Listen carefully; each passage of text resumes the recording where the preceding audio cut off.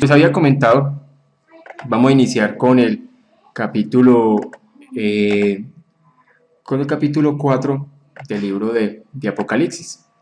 Debemos tener presente lo siguiente. Un momentico acá, yo cierro esto, listo. Tener presente lo siguiente, que ya terminamos el mensaje a las iglesias.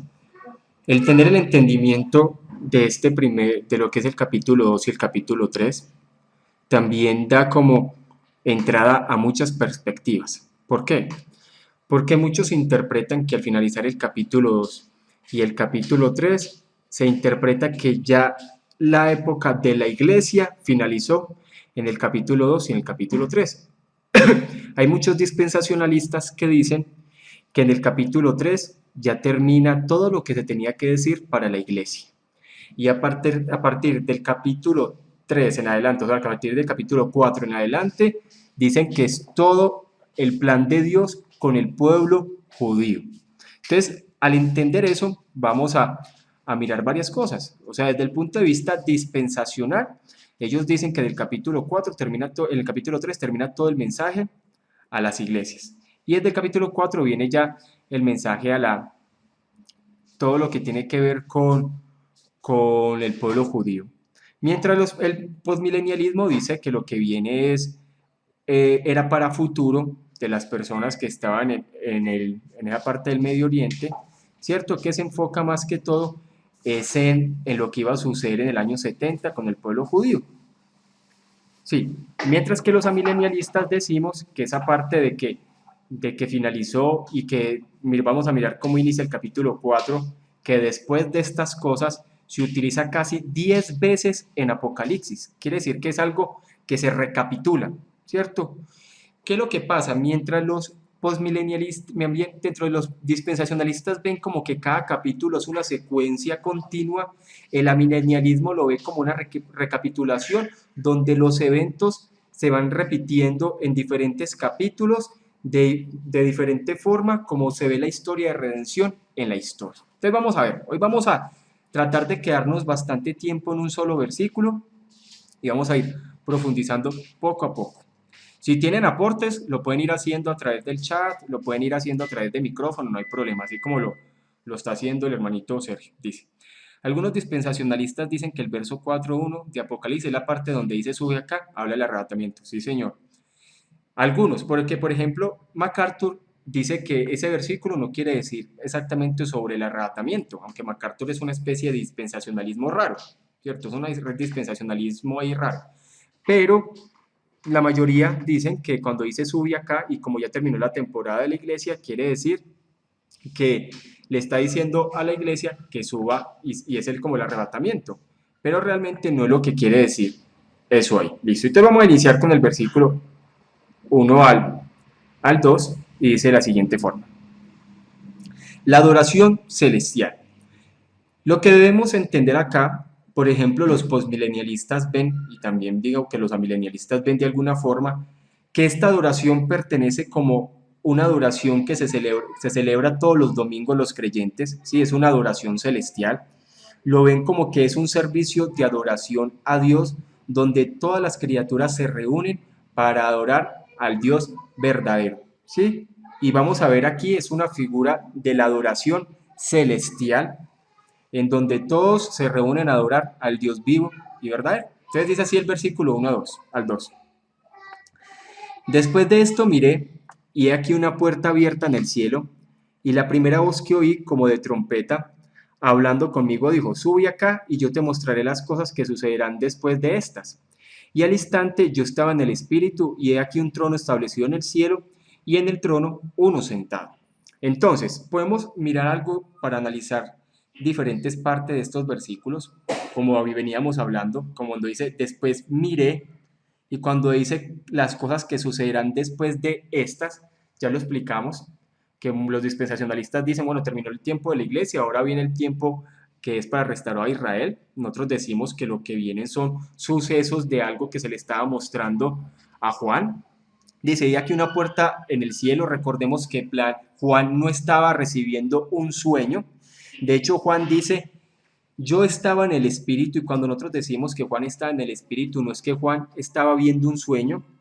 A Juan se le permitió ver cosas, ¿cierto? Como que él fue arrebatado al cielo, no obstante él estaba despierto, pero estaba viendo cosas espirituales. Recordemos que Juan no es la única persona que estuvo en el cielo, hablando en la parte de su espíritu, ¿sí? También al apóstol Pablo se le permitió, ¿sí?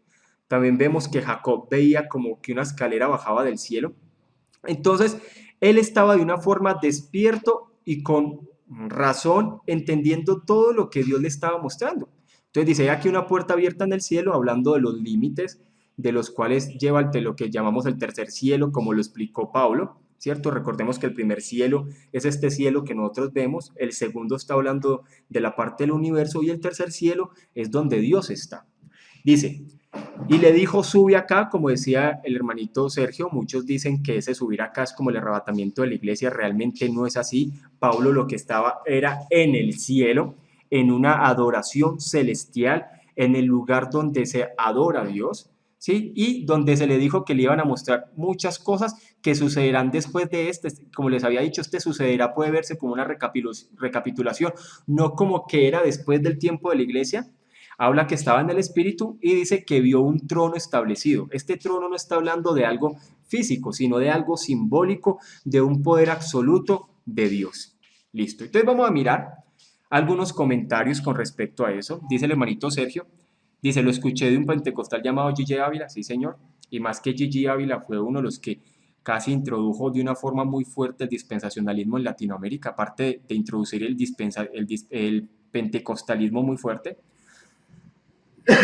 Chilton, que es un postmilenialista, él decía esto, dice, este versículo lo usan los defensores del dispensacionalismo para apoyar su teoría del rapto. La idea de que la iglesia será arrebatada de este mundo antes de una venidera tribulación, en realidad este versículo parece ser el principal texto de prueba en favor del rapto antes de la tribulación para los dispensacionalistas. Ya hemos dejado claro que en la palabra no hay un solo versículo que apoye el rapto secreto. Sí va a haber un tiempo que el Señor Jesús va a venir al final de los tiempos y la iglesia va a ser levantada para recibir a Cristo en los aires. Pero un rapto secreto antes de la venida del Señor Jesús no aparece por ningún lado. Todo lo que se habla de que la iglesia va a ser levantada es en un solo evento cuando el Señor Jesús viene. Y todos ellos dicen que ese versículo dice sube acá. No, ese sube acá es que Juan subió de un momento, digámoslo así, se le permitió ver cosas celestiales que a pocas personas se le ha permitido, hablando de las personas que están que revelan el mensaje bíblico, fueron inspiradas. Miremos otro comentarista con respecto a este versículo.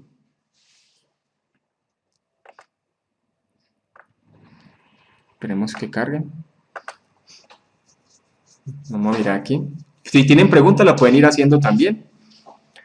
Por ejemplo, MacArthur, ustedes saben que MacArthur es dispensacionalista, dice, cuando dicen cosas que sucederán después de estas, él dice, según el bosquejo dado en 1.19, esto da inicio a la tercera y última sección del libro en la que se describen los acontecimientos que tendrán lugar tras la era eclesiástica. O sea, MacArthur es uno de los que aprueba esta parte de este primer versículo, el 4, 1 y 2, que dice que cuando dice cosas después de estas, él dice cosas después del tiempo de la iglesia, ya que él es de los que interpreta que dice que ese mensaje de las 7 iglesias son diferentes épocas sucesivas y cuando dice después de esta, él dice que viene lo último momento con el pueblo judío, de los cuales nosotros, más que todo, pues yo la posición que yo tengo, yo digo que no es así, esa parte, cosas que sucederán después de esta se utilizan bastante en Apocalipsis.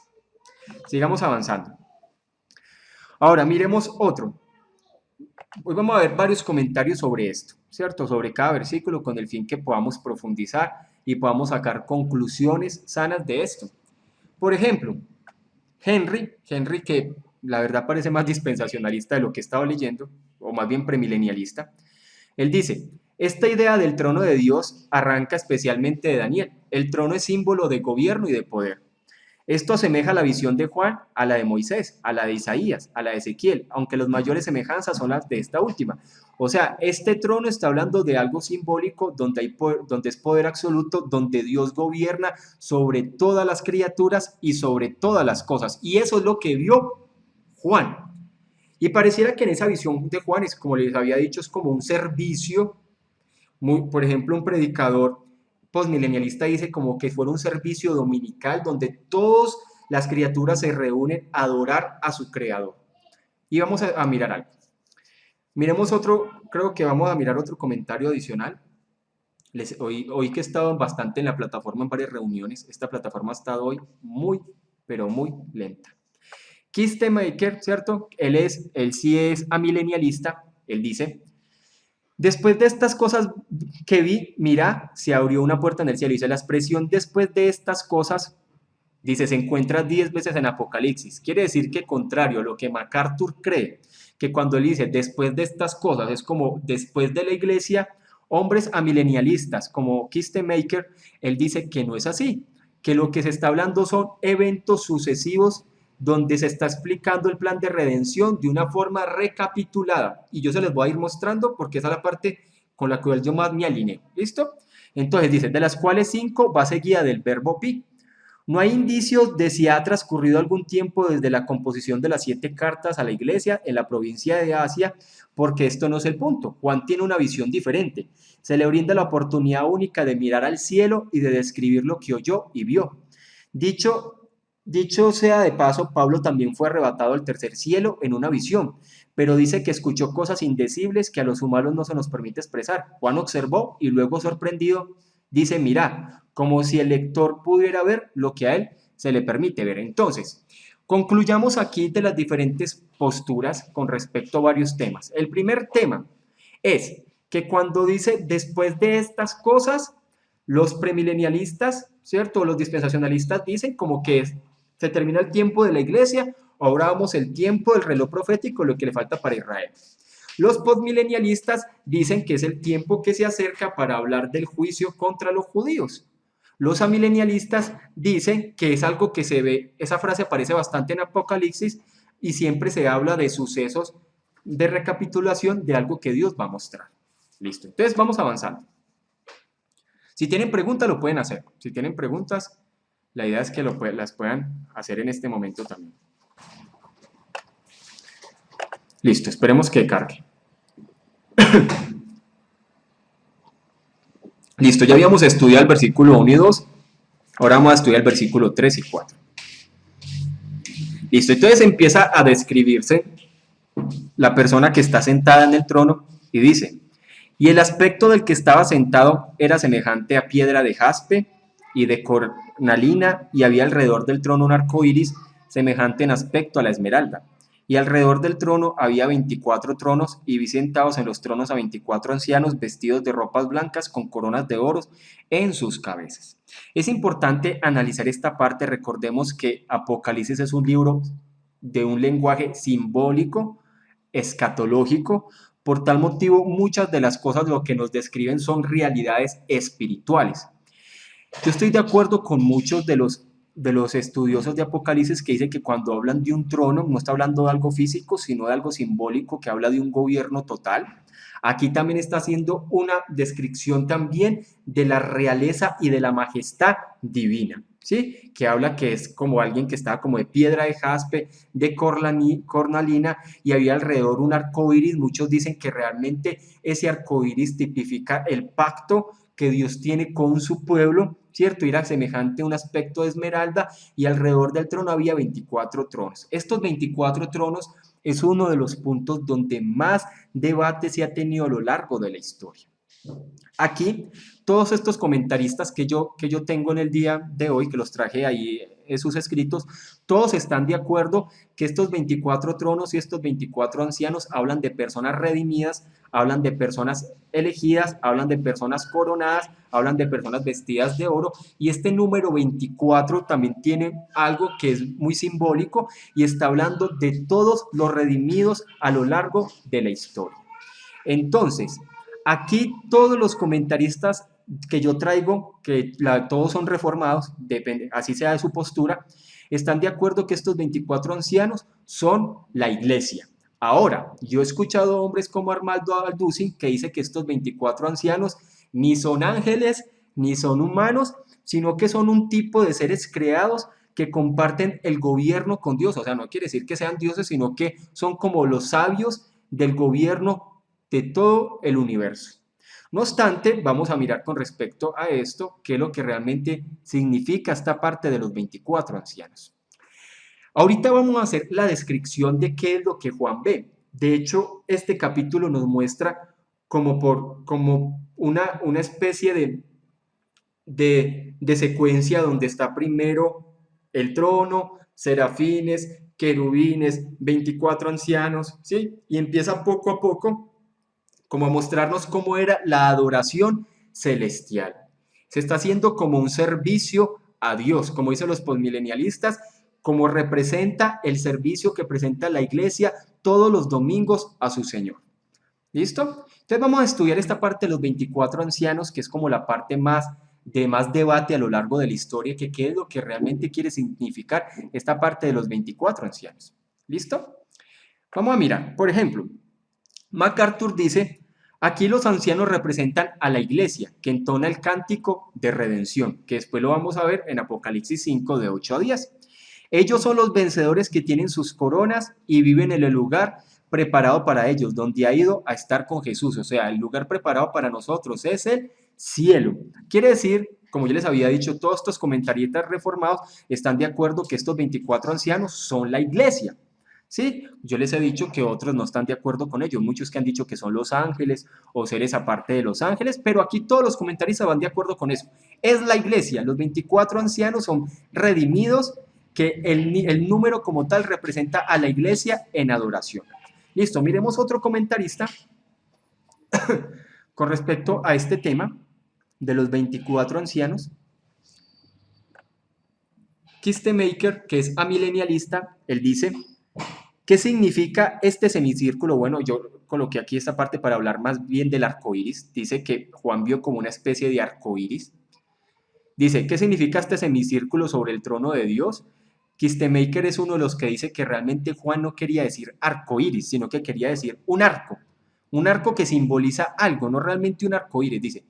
Y él dice, el símbolo del arco iris no resulta claro, excepto en el sentido de que expresa la fidelidad de Dios en cumplir para siempre su pacto con su pueblo. Con él expresa su gracia y misericordia. Más adelante, en el mismo comentario de Kistemaker, él habla sobre esa parte de que más bien no quiso decir como un arco iris, sino un arco que representa el pacto. ¿Sí? Recordemos que la forma como Dios se comunica con la humanidad es a través de pactos. ¿Sí? Nosotros estamos en un pacto, estamos en el pacto de la gracia. ¿Sí? Dios siempre se ha comunicado a través de pactos. Quiere decir que ese círculo, que es un símbolo, está hablando de ese pacto de Dios con la humanidad. ¿Sí? Y también el pacto que Dios ha hecho con todas sus criaturas, donde Él expresa más que todo para los elegidos su gracia y su misericordia. Sigamos avanzando. Si tienen preguntas, las pueden escribir ahí, o si quieren hacer un aporte, lo pueden también abrir el micrófono y no hay problema. Miremos acá Chilton, que es postmilenialista, él dice lo siguiente. Así pues, Juan está en el templo verdadero. ¿Sí? Como les había dicho, el postmilenialismo en los comentarios de ellos nos llevan a ver esto como una adoración celestial. Más adelante vamos a ver que se describen objetos.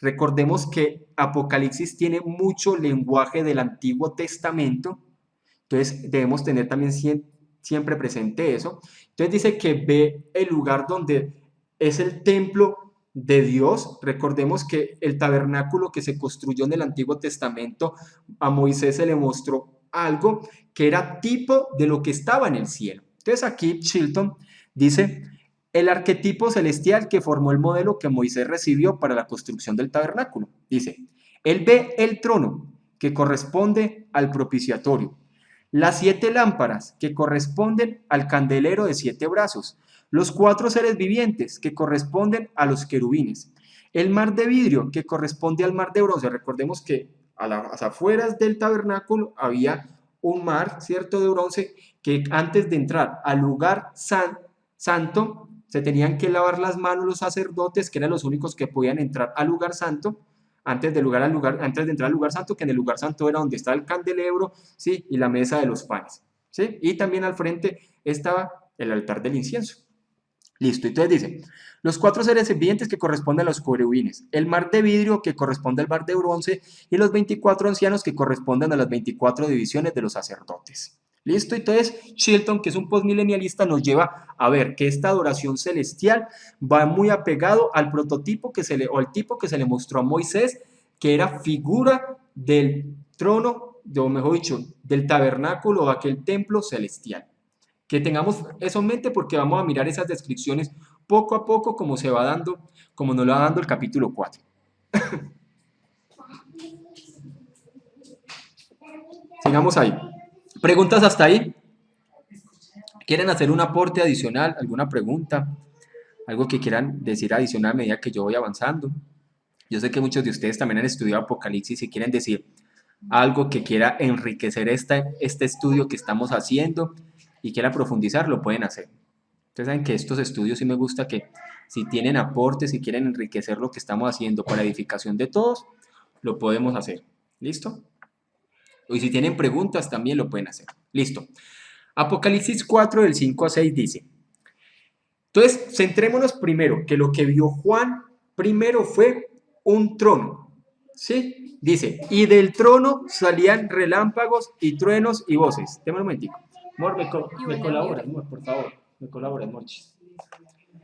Dice, y del trono salían relámpagos y truenos y voces, y delante del trono ardían 7 lámparas de fuego, las cuales son los 7 espíritus de Dios. Entonces, sigamos de la misma forma como lo explica Chilton, recordemos que en el tabernáculo judío había un candelabro, ¿cierto? Un candelabro de 7 brazos, que recordemos que hablaba también, o sea, habla de los 7 espíritus. Cuando hablamos de los 7 espíritus, entendamos que el lenguaje de Apocalipsis es un lenguaje simbólico. Todos los comentaristas están de acuerdo que ese número 7 que habla de espíritus, estamos hablando del Espíritu Santo en su totalidad, ¿sí?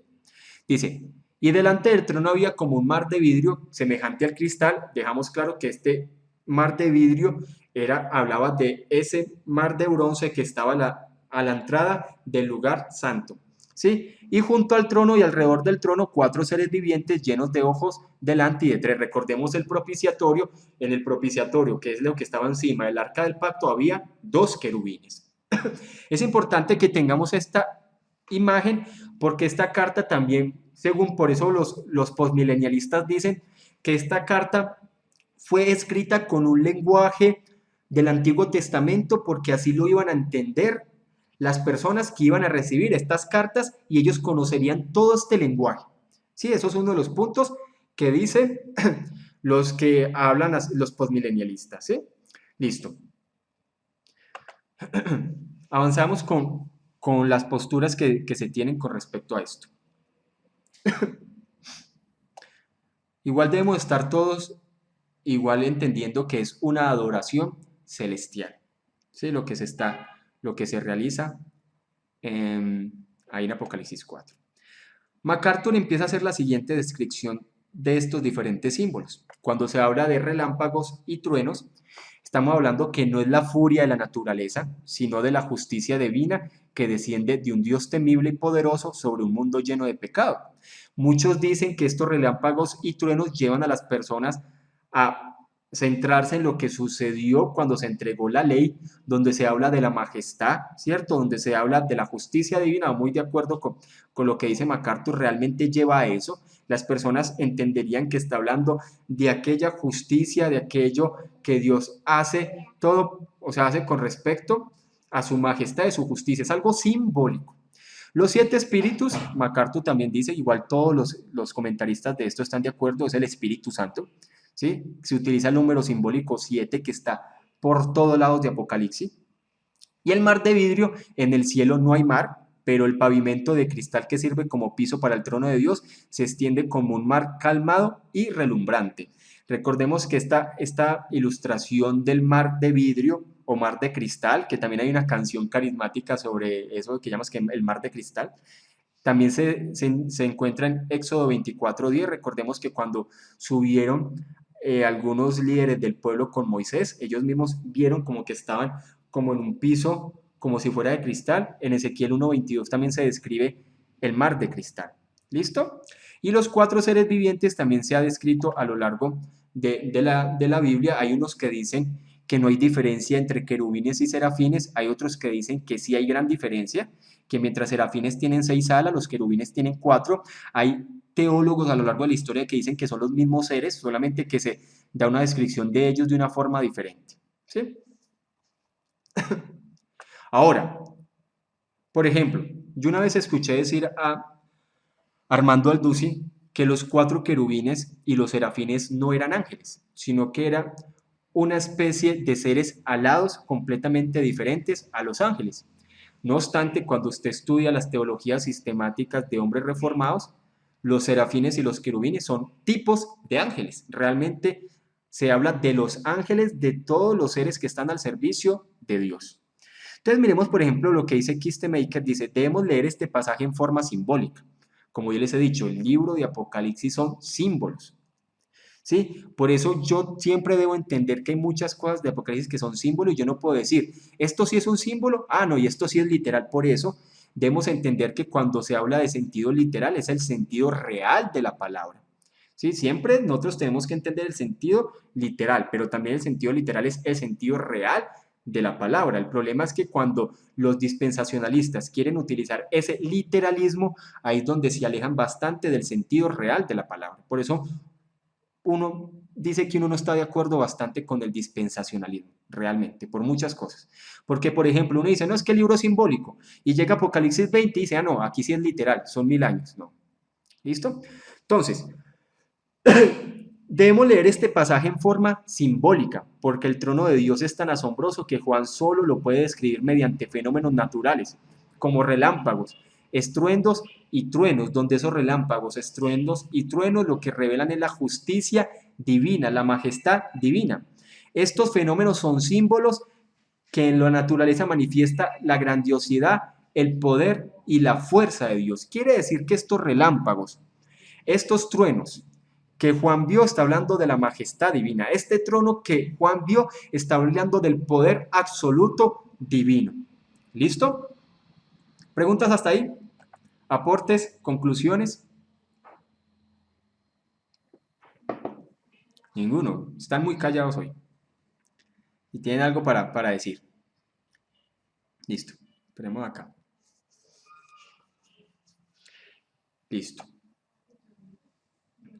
Igual como les había dicho, vamos a estar solamente por ahí 45 minuticos ahí. Hay veces nos adelantaremos y otras nos iremos ahí recortando. Pero si tienen dudas y preguntas, pueden ir respondiendo a medida que vayamos avanzando. La idea es que pregunten, no es que todo les queda claro.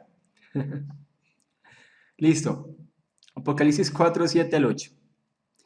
Dice acá, va a empezar a describir los seres vivientes, ¿cierto? Lo que llaman los querubines. Se dicen que la Biblia dice que Satanás era un querubín, ¿sí? Los carismáticos a veces llevan a especular mucho.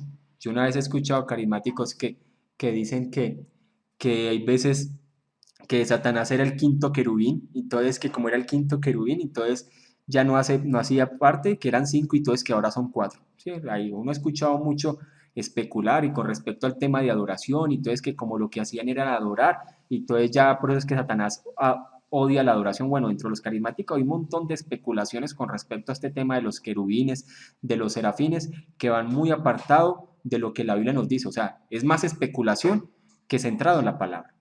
Entonces vamos a empezar a describir. Esta descripción también es simbólica. Esta descripción con respecto a los querubines es simbólica. Recordemos que cada vez que se habla de los querubines estamos hablando de algo, de alguien protector. Por eso se dice que cuando Adán y Eva salieron del Edén, el que estaba resguardando el Edén era un querubín.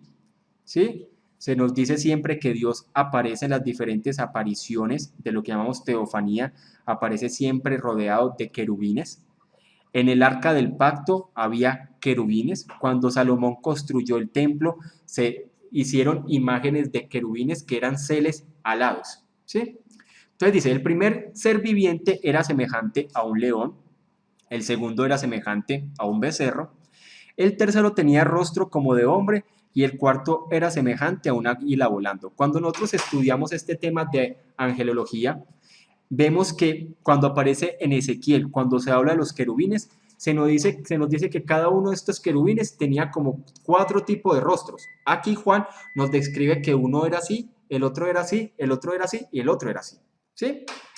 Pero en Ezequiel nos aparece de otra forma. Recordemos que esto es algo simbólico de los seres que están más cercanos a Dios, que aparecen siempre, cuando se habla de la presencia y la gloria de Dios, aparecen siempre los querubines. Entonces dice, el tercero tenía rostro como de hombre y el cuarto era semejante a un águila volando.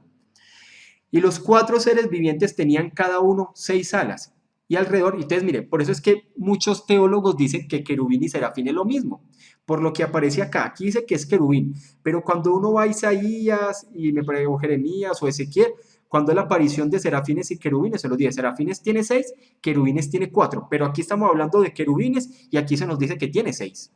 ¿Sí? Y todo ese estudio de querubín y serafín ha tenido también su debate histórico. Dice, y los 4 seres vivientes tenían cada uno 6 alas y alrededor y por dentro estaban llenos de ojos y no cesaban día y noche de decir, Santo, Santo, Santo es el Señor Dios Todopoderoso, el que era, el que es y el que ha de venir. Esta parte de los ojos pueden ser destellos, ¿cierto? Muchos hablan de que estos ojos eran como ciertos destellos que Juan vio con respecto a los querubines, eran unos destellos de aquellos seres que están cercanos a Dios. Ahora, recordemos que estamos viendo poco a poco, está el trono, están aquellos querubines que son como los seres creados que se nos dicen que están más cerca de la presencia de Dios. Entonces dicen, aquí se nos hace la descripción. Ahora vamos a hacer un análisis con respecto a estos temas. Listo, miremos. MacArthur dice con respecto a esto, dice, el primer semejante a un león, dice, en algo que por razones obvias solo puede considerarse como lenguaje simbólico. Quiere decir que esto que tanto MacArthur, a pesar de ser dispensacionalista, va muy de acuerdo con ciertas posiciones reformadas, está muy de acuerdo que estos son simbolismos. Hay muchos dispensacionalistas que dicen que esto tal cual no es simbólico y que el trono es un trono fijo y que esto tal cual es algo así y es un querubín tal cual como se describe. No, recordemos que los ángeles son seres espirituales, no tienen cuerpo como nosotros. No obstante, recordemos que hay posiciones dentro de los carismáticos que creen en los cuerpos etéreos o en los cuerpos de fuego, que dicen que hay cuerpos dentro de lo espiritual. Uno de los que hacen más esa posición es Armando Alducin. Posiciones reformadas dicen, no, son espíritus, no tienen cuerpo, no tienen sexo, ¿sí? Se guarda la misma cantidad de ángeles desde el inicio, ¿sí?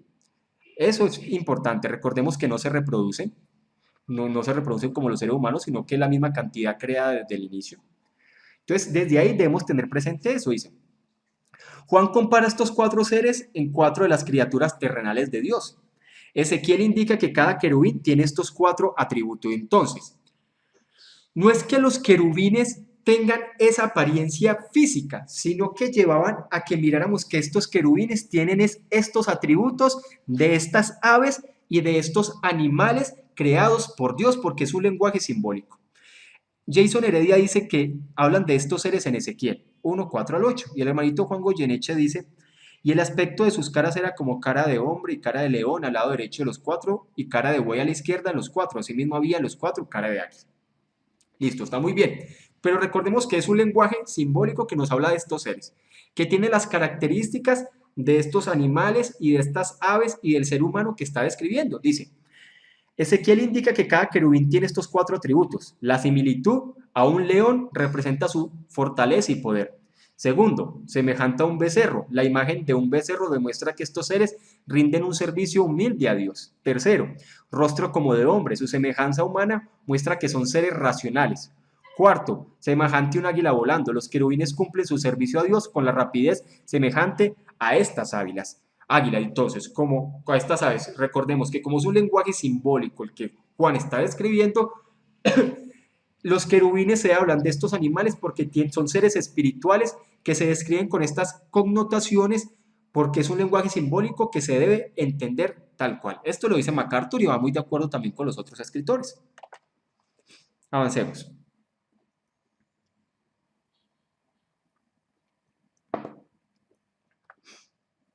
Chilton, que es postmilenialista.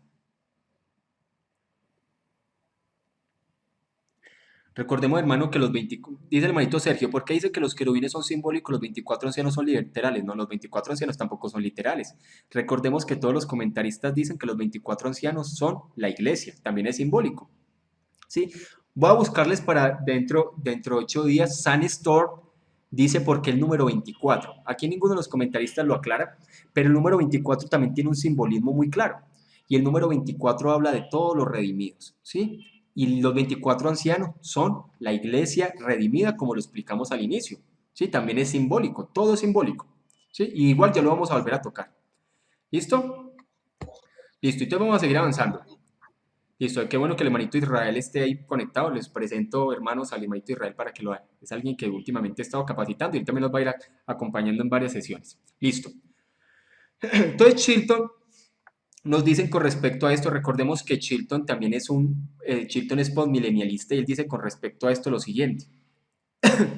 De manera similar, los seres vivientes en Apocalipsis tienen como fin principal glorificar a Dios y gozar de su presencia para siempre, alabándole, aparentemente de manera antifonal, como lo hacían los serafines de Isaías, por su santidad, su poder omnímodo y su eternidad. Santo, santo, santo es el Señor Dios, el Todopoderoso, el que era y el que es y el que habrá de venir. Eso también tiene su contraparte en la liturgia cristiana normal, en la cual el Sanctus sigue el Sursum corta, o sea, hablando de que aquí lo que está presentando es una adoración celestial, donde se inicia los querubines y va de allá hacia abajo todas las criaturas que Dios creó adorando a Dios, y se está hablando que es en el día del Señor que se hace esta adoración. ¿Sí?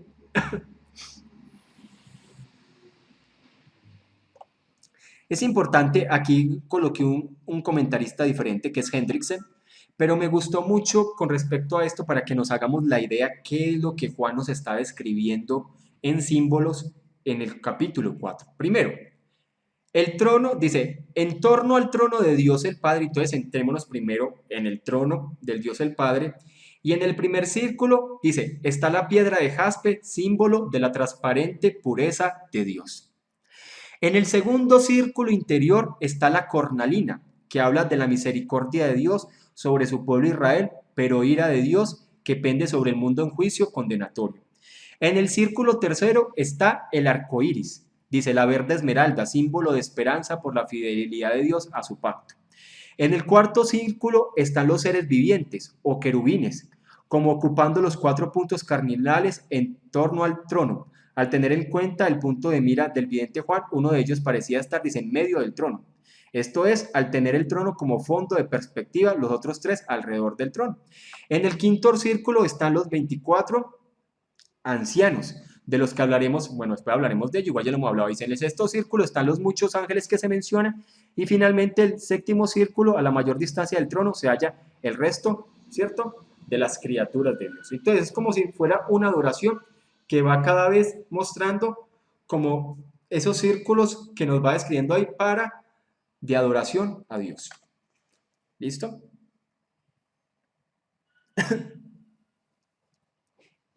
¿Preguntas, aportes hasta ahí? Esperemos que es que está muy lento. Listo. Versículo 9 a 10 dice, y siempre que aquellos seres vivientes dan gloria y honra y acción de gracias al que está sentado en el trono, al que vive por los siglos de los siglos, los 24 ancianos se postran delante del que está sentado en el trono y adoran al que vive por los siglos de los siglos y echan sus coronas delante del trono, diciendo, y ya vamos a ver ese versículo. Entonces, como es una adoración, en el templo celestial se ve que la adoración inicia desde los seres vivientes y se va hasta los 24 ancianos, después todos los ángeles y todas las criaturas. Una adoración sublime al Dios verdadero en el cielo. ¿Sí? Recordemos que lo que nosotros hacemos en el día del Señor, que es el día que nos tenemos que reunir, el día domingo, es una anticipación de lo que vamos a hacer en el cielo. Nosotros lo que vivimos en la iglesia es una anticipación de adoración de lo que vamos a vivir en el cielo. ¿Sí? Entonces dice que se postran y adoran al Señor por los siglos de los siglos, y nosotros también en el cielo estaremos presentándonos en un día indicado para adorar a nuestro Señor juntamente con todas las criaturas. Miremos este comentario con respecto a esto. Recordemos que el capítulo 4 nomás tiene 11 versículos. Por tal motivo, hoy nomás vamos a ver hasta el capítulo 4 y ya dentro de 8 días iniciaremos con el capítulo 5. Inicia con esto, con la adoración celestial. MacArthur dice con respecto a esto de echar coronas, dice, consciente de que Dios es el único que merece el crédito por las recompensas que ha recibido, se vacían a sí mismo de toda honra y la ponen con humildad y reverencia a los pies de su rey, hablando de que el rey de la iglesia es nuestro Señor Jesucristo. Entonces, en la adoración que se presenta a Dios, nosotros lo que hacemos es rendirnos y entregarle a Él la honra con toda humildad y reverencia a los pies de nuestro Señor.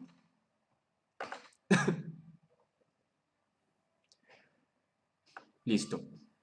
Kistemaker, ¿qué dice con respecto a eso? Dice, este pasaje sirve para introducir el segundo himno de alabanza, que cantan en el cielo cuando adoran.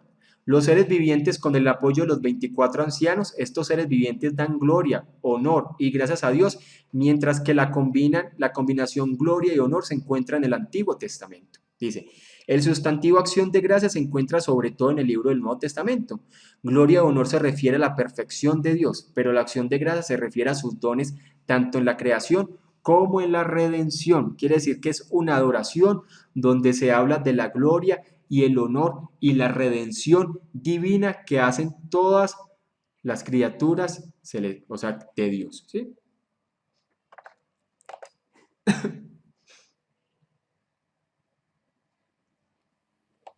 Listo. Y Apocalipsis 4:11, que finalizamos con este capítulo 4, que nomás tiene 11 versículos, dice, Señor, digno eres de recibir la gloria y la honra y el poder, porque tú creaste todas las cosas y por tu voluntad existen y fueron creadas. Quiere decir que aquí se está haciendo un reconocimiento de que Dios es el creador de todas las cosas.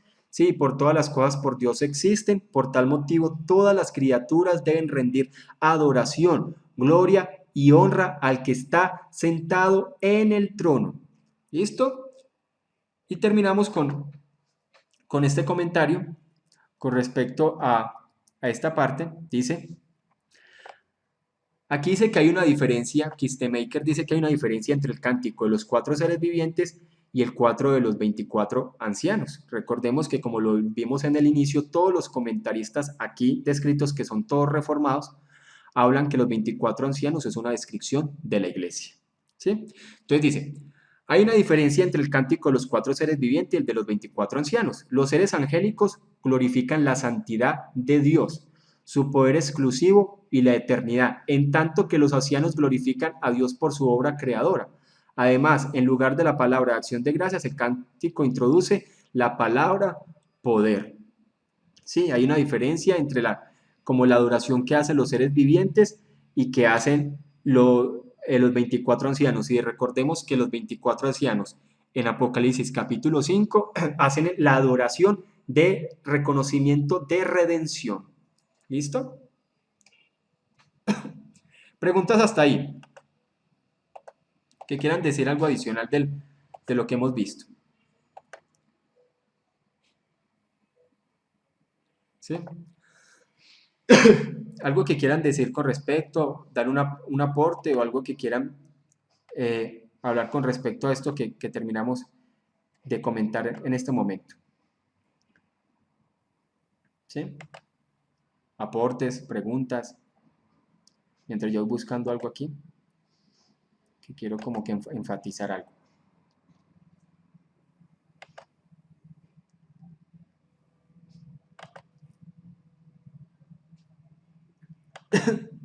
¿Alguien quiere compartir algo, hermanos? O hacer una pregunta o algo que quiera hacer de adicional de esto que hemos hablado en el día de hoy. ¿Sí? ¿O está todo claro? Igual como esto es una introducción a lo que poco a poco vamos a ir viendo en este tema. ¿Listo? Quería como dejar ahí. Listo, hermano. Entonces, si algo, vamos a orar. La idea es que aquí hicimos esta parte de la adoración celestial para que ya a partir de dentro de 8 días empecemos a hablar acerca de lo que vamos a empezar a ver en el capítulo 5. ¿Sí? Miremos esta parte aquí que quería responderle bien al hermanito hermanito Sergio. Recordemos que, por ejemplo, MacArthur es uno de los que dice, igual todos están de acuerdo con eso, recuerdo los comentarios que estuve leyendo, dice, aquí los ancianos representan a la iglesia que entona el cántico de redención en Apocalipsis 5, 8 al 10. ¿Sí? Ellos son los vencedores que tienen sus coronas y viven en el lugar preparado para ellos. No solamente MacArthur, sino todos los comentaristas que hablan que los 24 ancianos hablan de la iglesia redimida. ¿Listo? ¿Alguien más tiene alguna pregunta adicional que quiere que profundicemos sobre lo que vimos hoy? ¿O está claro? ¿O quiere hacer un aporte que quiera enriquecer lo que acabamos de ver? ¿Ninguno? Listo. Entonces vamos a orar, hermanos. La idea es que vayamos profundizando. Si, por ejemplo, cuando iniciemos el capítulo 5 de Apocalipsis, tienen preguntas adicionales, también la idea es que lo puedan ir leyendo antes y puedan ir copiando en un papel y apenas iniciemos, también podamos ir preguntando. Igual si hay cosas que no sabemos, las tenemos también para dentro de 8 días para tenerlas claras. Listo, entonces vamos a orar. Bueno, Padre, gracias Señor por este tiempo, por estos minutos que nos permites pasar, Señor, como hermanos, compartiendo de tu palabra. Mira, Señor, este libro de Apocalipsis que es un libro lleno de muchas cosas, pero es enriquecedor para nuestras vidas. Te pedimos para que seas tú enseñándonos y guiándonos para que sea de bendición para todos nosotros. Te damos a ti la gloria, la honra y el honor. Esperemos que los hermanitos están copiando ahí algo y finalizamos. ¿Sí? Sí, está. Bueno, les presento al hermanito Israel. Él, pues, poco a poco él también está ahí. Es una persona también que ya tiempo conociendo del Señor. Y vamos ahí también con él. También tiene mucha hambre y sed de la palabra también. Tiene también bastante, conocer bastante al Señor, profundizando en su escritura. Listo, hermanitos, Dios los bendiga. You are now muted. Esperen, ¿cómo? You are Dios now los bendiga, unmuted. hermanos. You are now muted.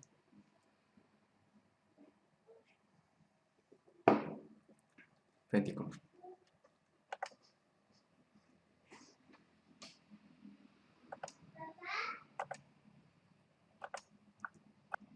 Ahora sí, Martín.